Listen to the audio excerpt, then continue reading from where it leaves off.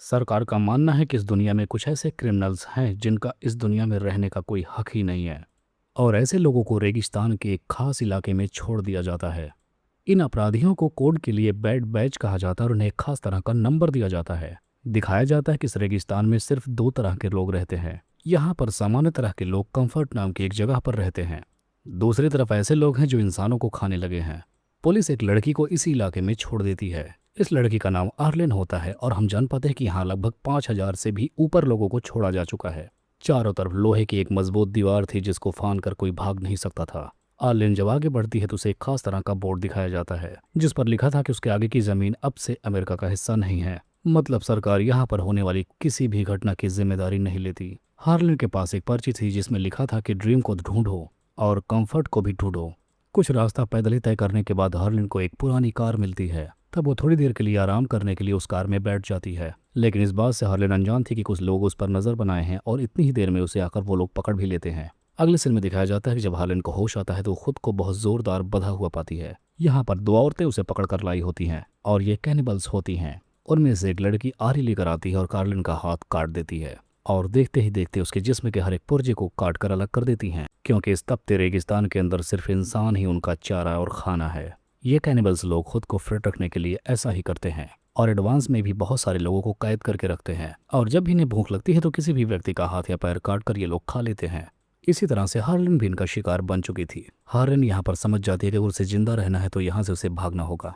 अब वो बचने के लिए एक ऐसा जुगाड़ लगाती है कि वो अपने आप को एक गंदगी से ढक लेती है ताकि कोई भी उसे देखे तो गंदा लगे। सुबह होने के बाद एक औरत को दिखाया जाता है जो हार्लिन के पास पहुंचती है ताकि उसका कोई और पुर्जा निकाला जा सके, लेकिन हार्लिन भी अब की बार तैयार थी। वो मौके का फायदा उठाकर एक पाइप से उस औरत को जोर से मारती है और फाइनली उस औरत को वहीं पर मार देती है। अब हार्लिन रेंगते हुए रेगिस्तान में भाग रही होती है। रेगिस्तान काफी ज्यादा बड़ा था और हार्लिन रेंगते रेंगते थक जाती है और फिर दिखाया जाता है कि वो भूख प्यास के चलते एक जगह पर पहुंचकर बेहोश हो जाती है। तभी उसे एक आदमी मिलता है और वो आदमी उस लड़की को देखने के बाद सारा माजरा समझ जाता है, लेकिन वो ना कैनिबल्स था ना ही किसी सामान्य वर्ग से था। लेकिन वो आदमी बोल नहीं सकता था, इसीलिए लोग उसे नजरअंदाज करते थे। वो हार्लिन को गाड़ी में डालकर कंफर्ट के गेट तक छोड़ देते हैं। ऐसे ही 5 महीनों का वक्त गुजर जाता है और हमें हार्लिन को दिखाया जाता है जिसे यहाँ पर रहते हुए 5 महीने हो चुके थे। इस वक्त हार्लिन के पास एक नकली पैर था। यहाँ पर हर तरह की दुकानें, इलाज और हर तरह की सुविधाएं भी थी, लेकिन हार्लिन अब अंदर से एकदम टूट चुकी थी क्योंकि वो हर वक्त अपने पुराने जिस्म को याद करती थी, अपने बॉडी पार्ट्स को याद करती थी और अब वो सिर्फ कैनिबल्स से बदला लेना चाहती थी। कहानी में आगे अब एक कैनिबल्स परिवार को दिखाया जाता है कि उस घर का मुखिया अपनी बेटी का स्केच बना रहा होता है। इधर हम देखते हैं हार्लिन बदला लेने के लिए कंफर्ट छोड़ देती है। अब यहाँ पर वो उस आदमी की बेटी और उसकी बीवी को कबाड़ खाने में देखती है। हार्लिन फौरन उस आदमी को गोली मार देती है, लेकिन उसकी बच्ची को छोड़ देती है, जिसके बाद वो उसकी बच्ची को कंफर्ट जोन ले जाती है। अब हम देखते हैं उस घर के मुखिया को जो अपनी बेटी को ढूंढने के लिए निकलता है। तभी उसे रास्ते में अपनी बीवी की लाश मिलती है, लेकिन उसकी बेटी उसे नहीं मिलती। तब एक बूढ़ा आदमी उसे इशारे में बताता है कि उसकी बेटी कंफर्ट चली गई है। कंफर्ट में एक आदमी रहता है जिसे सब लोग द ड्रीम कहते हैं।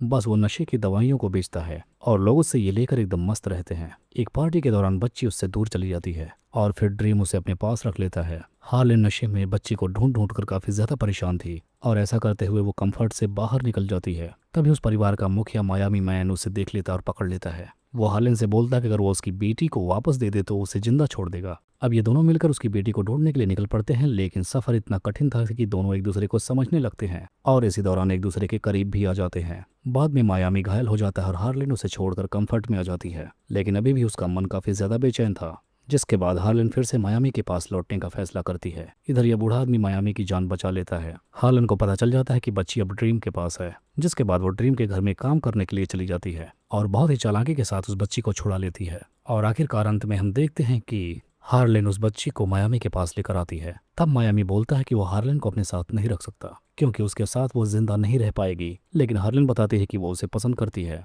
और फिर उसके साथ ही रहना चाहती है। कहानी के अंत में दिखाया जाता है कि ये तीनों एक दूसरे के साथ बैठकर खाना खाते हैं और इसी हाल में ये कहानी यहीं पर खत्म हो जाती है। तो मूवी का नाम भी है द बैड बिच।